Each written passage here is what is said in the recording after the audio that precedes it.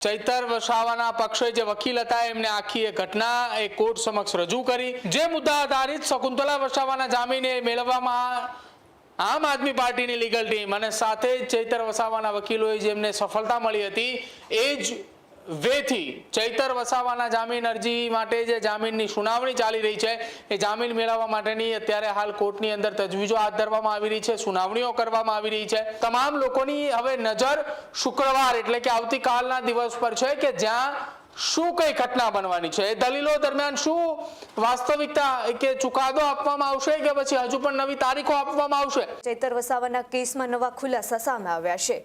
ચૈતર વસાવાની જામીન અરજી અંગે સૌથી મોટા સમાચાર સામે આવ્યા છે, જેમાં શુક્રવારે ચૈતર વસાવાના જામીન અંગે સુનાવણી હાથ ધરવામાં આવશે। વનકર્મીને મારવાના કેસમાં આવતીકાલે સુનાવણી કોર્ટમાં કરવામાં આવશે। ચૈતર વસાવા સહિત 3 લોકોની જામીન અરજી પર દલીલો કરવામાં આવશે।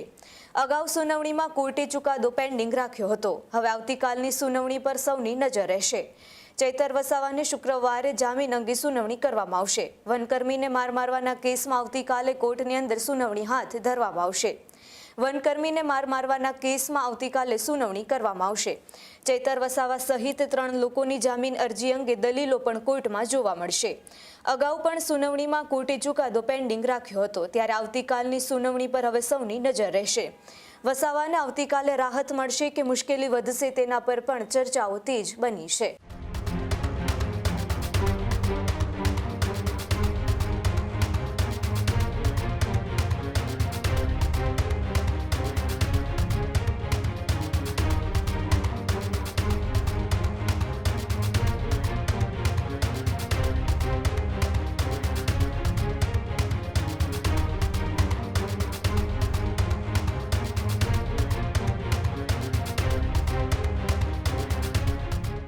ચૈતર વસાવાની જામીન અરજીને લઈને સૌથી મોટા સમાચાર સામે આવ્યા છે, જેમાં શુક્રવારે ચૈતર વસાવાના જામીન અંગે સુનાવણી હાથ ધરવામાં આવશે। વનકર્મીને મારવાના કેસમાં આવતીકાલે ચૈતર વસાવાની કોર્ટમાં સુનાવણી હાથ ધરવામાં આવશે। ચૈતર વસાવા સહિત 3 લોકોની જામીન અરજી અંગે કોર્ટમાં દલીલો પણ આવતીકાલે હાથ ધરવામાં આવશે।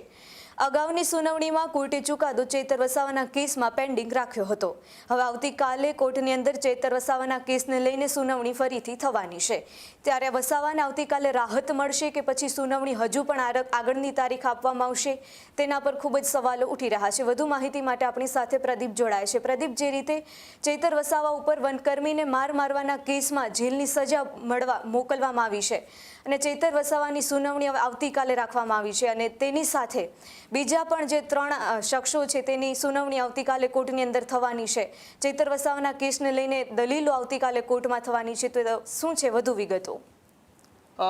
ડેડિયાપાડાના ધારાસભ્ય ચૈતર વસાવાને લઈને ગુજરાત હાઈકોર્ટની અંદર આવતીકાલે બીજી સુનાવણી હાથ ધરવામાં આવશે। પહેલી સુનાવણી ગતરોજ એટલે કે 5 તારીખના રોજ હાથ ધરવામાં આવી હતી અને બીજી સુનાવણી 7 તારીખ એટલે કે શુક્રવારના રોજ આવતીકાલે હાથ ધરવામાં આવશે।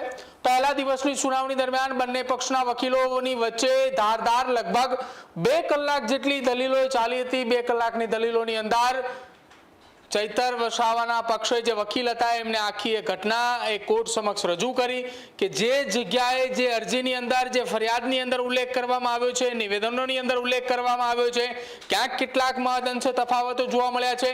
જે મુદ્દા આધારિત શકુંતલા વસાવાના જામીને મેળવવામાં આમ આદમી પાર્ટીની લીગલ ટીમ અને સાથે જ ચૈતર વસાવાના વકીલોએ જેમને સફળતા મળી હતી એ જ વેથી ચૈતર વસાવાના જામીન અરજી માટે જે જામીનની સુનાવણી ચાલી રહી છે એ જામીન મેળવવા માટેની અત્યારે હાલ કોર્ટની અંદર તજવીજો હાથ ધરવામાં આવી રહી છે, સુનાવણીઓ કરવામાં આવી રહી છે। બીજી તરફ સરકારી પક્ષના વકીલ દ્વારા પણ સામે પક્ષે ધારદાર દલીલો કરવામાં આવી હતી। આર્મ્સ એક્ટની કલમો અંતર્ગત જે ફરિયાદ દાખલ કરવામાં આવી હતી, જે કલમો ગંભીર જોતા જ નર્મદા સેશન્સ કોર્ટે 7 વર્ષની સજા સંભળાવી હતી, જેમાં દંડની રકમની પણ જોગવાઈ આપવામાં આવી હતી। એ તમામને લઈને પણ કોર્ટની અંદર સરકારી પક્ષોએ વકીલે દલીલો કરી હતી।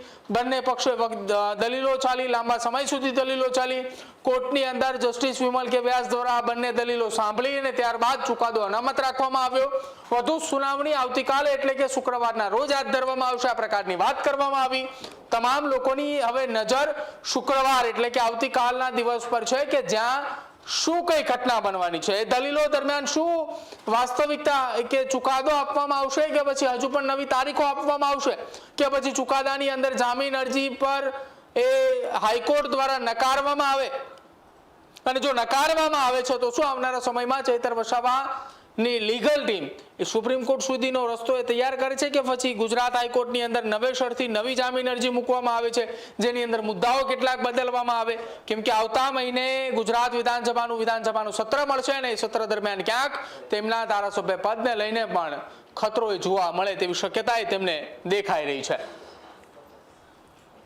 જી બિલકુલ, આભાર પ્રદીપ જોડાવા બદલ અને માહિતી બદલ. ખેડૂત ભાઈઓ છે ખેતરમાં ડ્રોન ઉડાવતા હોય છે ત્યારે આપણે એક પ્રશ્ન સતાવતો હોય છે કે જે આપણે અત્યાર સુધી જીપીએસ ટેકનોલોજી વાળા ડ્રોન વાપર્યા છે જેથી કરીને મોબાઈલ ટાવર છે અથવા તો હાઈ ટેન્શન લાઈન પસાર થતી હોય, કોઈ વૃક્ષો હોય, ત્યારે જે જીપીએસ ટેકનોલોજી વાળા ડ્રોન છે એમાં ટકરાય અને ટ્રેસ થાય છે. પણ એગ્રીવન લાવ્યું છે જીએનએસએસ ટેકનોલોજી ડ્રોન, જેથી કરીને એ ડ્રોન છે એ કોઈ જગ્યાએ ટકરાય નહીં, પોતાની રીતે જ ડિસિઝન લે છે અને મૂવ થઈ જાય છે, જેથી કરીને જીએનએસએસ ટેકનોલોજી ડ્રોન છે એ વાપરવાનો આગ્રહ રાખો.